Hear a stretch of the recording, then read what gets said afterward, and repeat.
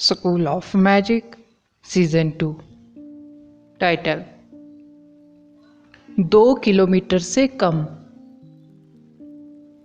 आदर्श को आखिरी बार यह एहसास हुए काफी समय हो गया था, जब बारिश ईंटों और आवाज की छत पर थपथपा रही थी तो अनोखी गति उसे सोने के लिए लोरी के रूप में काम कर रही थी। जब उसके पिता विक्रम ने पुराना घर बेच दिया था ताकि वह एक मैजिशियन बन सके, तब उसे कभी ऐसा महसूस नहीं हुआ था। आदर्श बहुत गहरी नींद में था। वह एक पल के लिए उठा, लेकिन तुरंत उसी वक्त गिर गया। यह उस प्रकार की नींद थी जिसमें आप यह भेद नहीं पाते थे कि यह दिन था या रात, या यह भी याद नहीं रहता था कि वह कौन था। वह पूरी तरह से निश्चिंत था। जागने के बाद उसका दिमाग खाली था, लेकिन उसके मैजिशियन होने, उसके डबल इनेट एलिमेंट्स, अमृत झील की आपदा, यूनिवर्सिटी ऑफ मैजिक, उसके एक राक्षस में बदलने, काले सांप और जैसी यादों का सैलाब वापस आ गया। प्राचीन राजधानी की आपदा। रुको, आपदा के बाद क्या है? ओह, यह अभी भी खत्म नहीं हुआ था। वह अभी भी भयानक आपदा के ठीक बीच में था। इस विचार पर आदर्श अचानक पूरी तरह से जाग गया। उसने अपनी भारी पलकें खोली और अपने आसपास नजर डाली और देखा कि समीक्षा उसके बगल में लेटी हुई थी, जैसे वो किसी मरीज की देखभाल कर रही हो। आपको अब कैसा महसूस हो रहा है? जब समीक्षा ने आदर्श को जागते हुए देखा तो उसके चेहरे पर हल्की मुस्कान थी। उसके आकर्षक होठों और ब्लड ट्राइब के आकर्षण से टिमटिमाती आंखों के बावजूद उसकी हड्डियों में मासूमियत अभी भी पूरे प्रदर्शन पर थी। आदर्श ने कहा, मुझे नहीं पता, ऐसा लगता है जैसे मैं एक लंबे सपने देख रहा था। ऐसा महसूस हुआ जैसे वह स्कूल के पीछे की पहाड़ी पर सो गया था, यह महसूस करने से पहले कि वह इस दुनिया में आ गया है। आदर्श को अचानक डर लगा कि अब तक सब कुछ केवल एक हास्यास्पद सपना था। फिर भी जब उसने सोचा कि कैसे शहर को मरे हुए लोग निगल रहे हैं, तो शायद यह एक सपना होता तो बेहतर होता, क्योंकि अब बहुत सारे लोग मर रहे थे। मैंने आपको रक्त के माध्यम से कुछ फैंटम जनरलों से प्राप्त ऊर्जा खिलाई है, इसलिए इस प्रक्रिया के परिणाम स्वरूप आपकी आत्मा पर कुछ प्रभाव पड़ा होगा, जिससे आप गहरी नींद में चले गए, समीक्षा ने समझाया। आदर्श ने कहा, मैं देख रहा हूं। मैंने सोचा था कि मैं फिर से यात्रा करूंगा। फिर से क्यों? समीक्षा ने पूछा, जैसे वह किसी स्क्रिप्ट का अनुसरण कर रही हो। हे, चलो इसके बारे में बात ना करें। मैं महसूस कर सकता हूं कि मेरी ऊर्जा ठीक हो गई है। वैसे समीर और अन्य लोग कहाँ हैं? आदर्श ने चिल्ला कर कहा। चिंता मत करो, मैंने समीर पर बल्ले का एक छोटा सा निशान छोड़ा है। यह हमें वहां ले जाएगा जहां वे है। समीक्षा ने धीरे से अपनी हथेली खोली, जहां क्रिस्टल की तरह एक पारदर्शी लाल बल्ला पड़ा था। चमगादड़ आमतौर पर बदसूरत होते थे, लेकिन समीक्षा के हाथ में यह अविश्वसनीय रूप से मनमोहक थे। टाई के एक साथ एक मोटे हमस्टर की तरह। अब मरे हुए लोगों की सेना कहाँ है? आदर्श को इस बात की ज्यादा चिंता थी कि मरे हुओं की सेना मौत की सुनामी की तरह थी। अगर वे इसमें फंस जाते तो बचने की कोई संभावना नहीं थी। यह भीतरी दीवारों से लगभग 6 किलोमीटर दूर है। मुझे लगता है कि हम भीतरी दीवारों से लगभग 4 किलोमीटर दूर है, समीक्षा ने कहा। किसी तरह आदर्श को लगा कि स्थिति का वर्णन करते समय समीक्षा बहुत शांत थी। पवित्र बकवास, मरे हुए की सेना केवल 2 किलोमीटर दूर है। समीक्षा बेहद तेज थी। उसने अपनी पूरी गति से दौड़ते हुए आदर्श को सड़कों और इमारतों में खींच लिया। आदर्श ने साहसपूर्वक अपना सिर घुमाया और महसूस किया कि उसकी खोपड़ी सुन्न हो गई है। मरे हुए की सेना पहले ही प्राचीन राजधानी का आधा हिस्सा खा चुकी थी। भारी दीवारें काले सागर में खो गई। मांस के लुढ़कते जवार ने बस वह सब कुछ ढहा दिया, या कहे ढक दिया, जो वह देख सकता था। यहां तक कि जब उसने दूर तक देखने की पूरी कोशिश की तो उसे केवल लाशें और कंकाल दिखाई दिए, जिससे उसकी आत्मा का सबसे गहरा हिस्सा कांप गया। सिटी नॉर्थ का अब अस्तित्व में नहीं है। सिटी नॉर्थ अब अस्तित्व में ही नहीं थी। आदर्श ने धीरे से अपना सिर पीछे घुमाते हुए टिप्पणी की। सिस्टर समीक्षा, अगर आपने वास्तव में मुझे थोड़ी देर से जगाया होता तो मैं सोते हुए ही मर गया होता।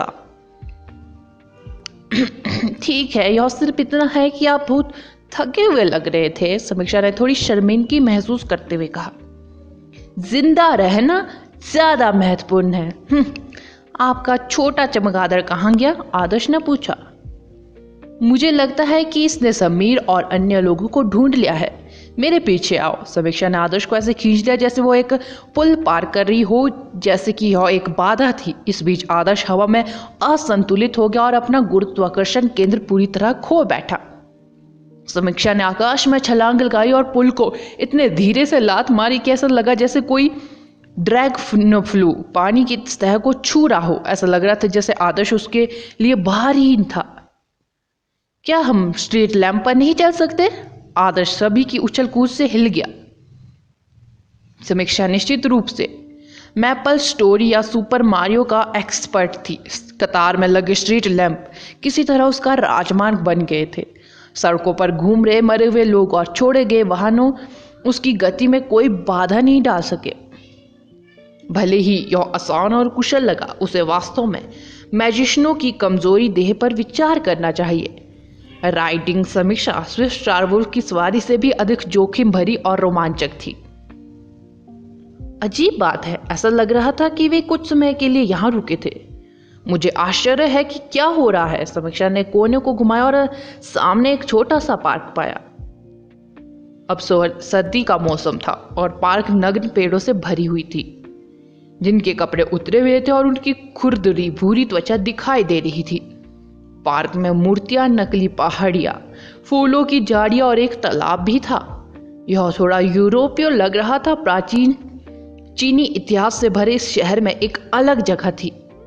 जैसे ही वे पार्क में पहुंचे तो आसपास के दृश्यों से अलग था। उन्होंने तुरंत हुआ गांव के कुछ ग्रामीणों को छोटी पहाड़ियों में छिपे हुए देखा। उनके शरीर मुड़े हुए थे। अजीब बात यह है कि पास में कुछ लाशें भी थी। वे ग्रामीणों से केवल कुछ 10 मीटर की दूरी पर थे, फिर भी उन्होंने उनके अस्तित्व को पूरी तरह से नजरअंदाज कर दिया। किसी और को वहां से खींचकर जिंदा ही खा लिया गया होता। आदर्श ने दूर से देखते हुए आश्चर्य से कहा, ऐसा लगता है कि ये मरे हुए गांव वालों पर भी हमला नहीं करेंगे। लेकिन इसका प्रभाव हमेशा के लिए नहीं रहता। उन्हें हर महीने खून के पानी का बपतिस्मा स्वीकार करना पड़ता है, अन्यथा प्रभाव अंततः तो खत्म हो जाएगा। समीक्षा ने कहा। वे वहां छुप कर क्या कर रहे हैं? मरे हुए लोग स्पष्ट रूप से उनके लिए कोई खतरा पैदा क्यों नहीं कर रहे हैं? आदर्श थोड़ा हैरान था। चलो चले और पूछे, समीक्षा ने कहा। नहीं, यहीं रहो और देखो, कुछ ठीक नहीं लग रहा है, आदर्श ने कहा। समीक्षा ने एक पल के लिए सोचा, इससे पहले कि उसने अपनी हथेली अपने होठों के पास रखी और धीरे से फूंक मारी। उसकी सांसें शराब के रंग की तरह लाल थी, जो तुरंत कुछ छोटे चमगादड़ों में बदल गई, जो सामान्य कीड़ों की तरह उड़ गए। मैंने उन्हें देखने के लिए भेजा है। मुझे कुछ तीखी गंध आ रही है, समीक्षा फुसफुसाई। चलो सावधान रहे। ओह, वैसे जब से तुमने मुझे पाया है मुझे लगता रहता है कि कोई हमारा पीछा कर रहा है, समीक्षा ने कहा।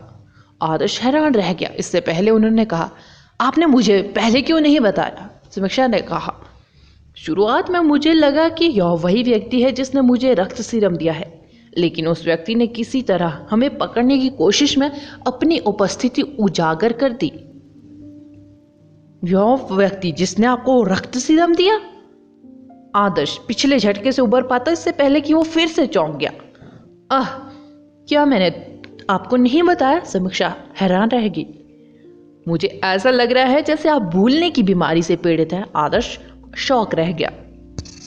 मुझे लगा कि मैंने तुम्हें पहले ही बता दिया है। बहुत कुछ हो रहा है, मेरे दिमाग कुछ खराब हो गया है। इसके अलावा मुझे नहीं लगा कि यह इतना महत्वपूर्ण था। मेरा बुरा। समीक्षा ने आदर्श पर अपनी जीभ बाहर निकाली। यह थोड़ा महत्वपूर्ण है। आदर्श समीक्षा का और अधिक मजाक उड़ाने वाला था, तभी अचानक उसके दिमाग में एक विचार आया और उसने अपना भाषण बीच में ही रोक दिया।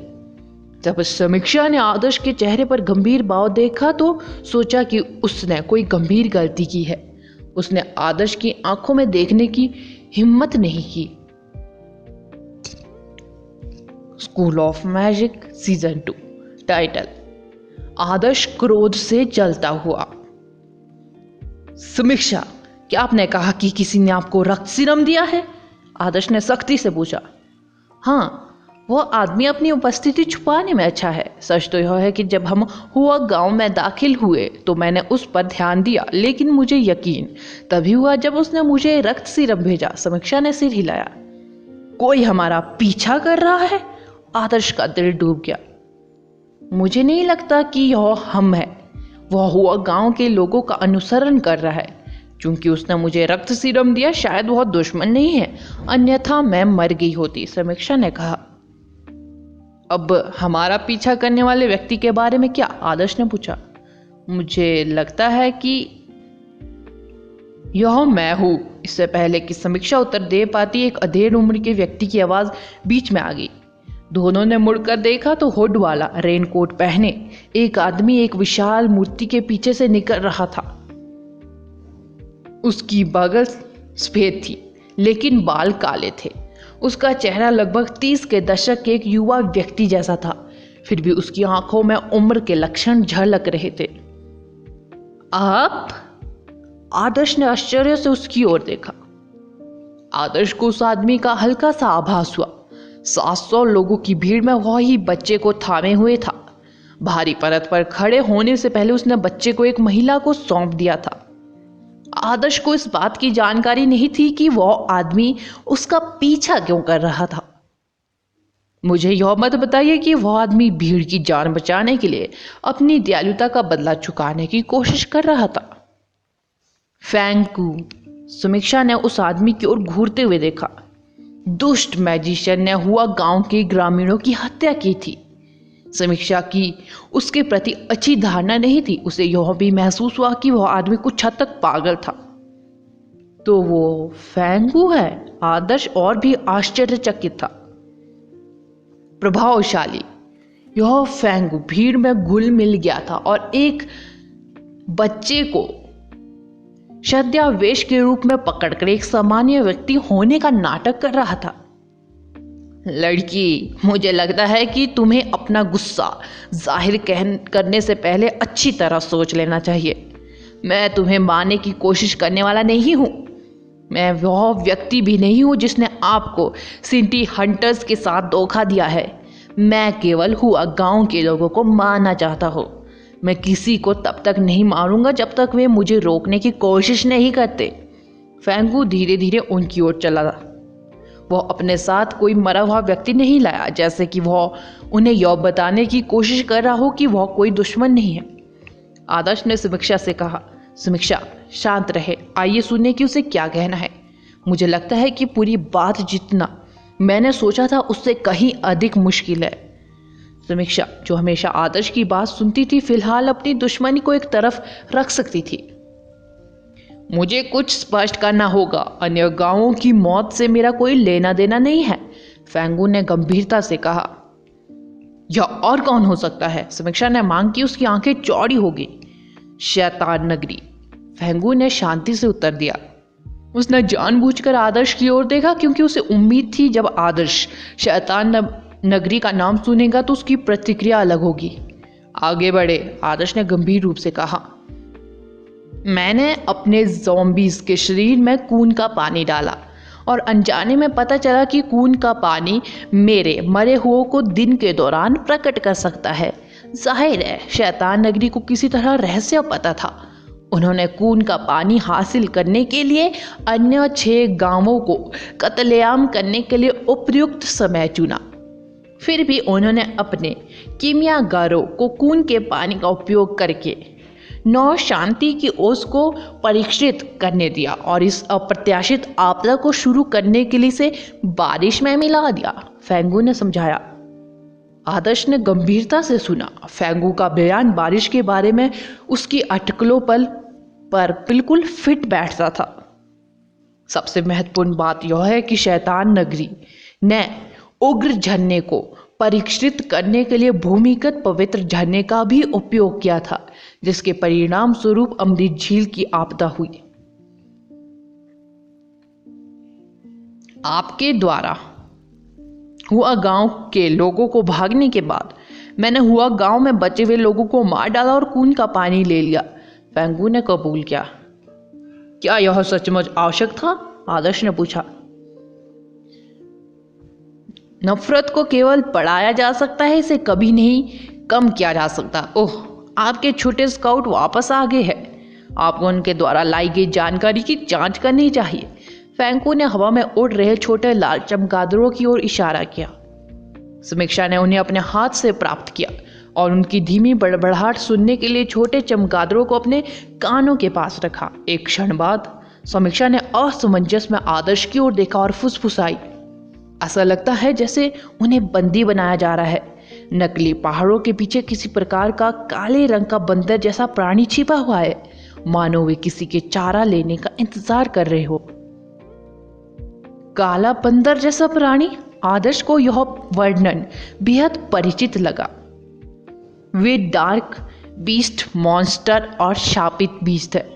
मैंने पहले ही उनसे संपर्क कर लिया है। ऐसा लगता है जैसे उन्होंने गलती से यह मान लिया था कि मैं उनके पक्ष में हूँ, लेकिन अब उन्हें एहसास हो गया है कि ऐसा नहीं है।